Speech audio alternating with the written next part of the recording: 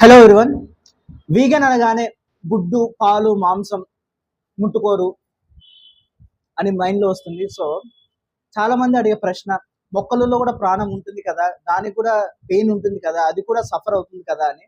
Yes, మొక్కలు కూడా living బీయింగ్సే, plant కూడా లివింగ్ బీయింగ్సే. కానీ మొక్కలు వచ్చేసి సెంటియంట్ బీయింగ్ కాదు.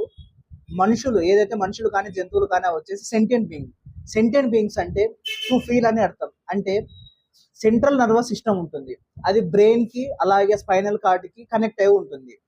సో మొక్కలు వచ్చేసి జస్ట్ రియాక్షన్ మాత్రమే. ఎలాగైతే ఒక సూర్యుని కిరణాలు మొక్కల మీద పడుతుందో అది ఆటోమేటిక్ గా ఆ సూర్యుని కిరణాల వైపు వెళ్తుంది. సో అలాగే దాన్ని రియాక్షన్ అంటారు.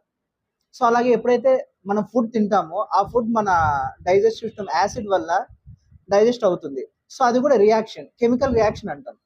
ఎప్పుడైతే మనకు తినాలి అని అనిపిస్తుందో దాన్ని రెస్పాన్స్ అంటాం. సో మనం రెస్పాండ్ అవుతుంది, మన బ్రెయిన్ రెస్పాండ్ అవుతుంది, మనకు ఆకలి అవుతుంది కదా, మనం తినే టైం అయ్యింది అనేది రెస్పాన్స్.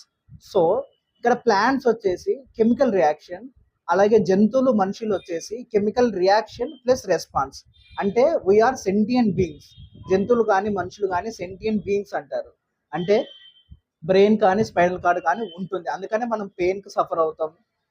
సో మనకు పెయిన్ సఫర్ అవుతామండి. సో అలాగే మొక్కలు వచ్చేసి ఇన్సెంటియంట్ బీయింగ్. సో అది పెయిన్ కు సఫర్ అవ్వవు, జస్ట్ కెమికల్ రియాక్షన్ మాత్రమే. అది సెంటియంట్ బీయింగ్ అయితే కాదు, దానికి నాడీ వ్యవస్థ కానీ బ్రెయిన్ కానీ స్పైనల్ కార్డ్ కానీ ఏది ఉండదు.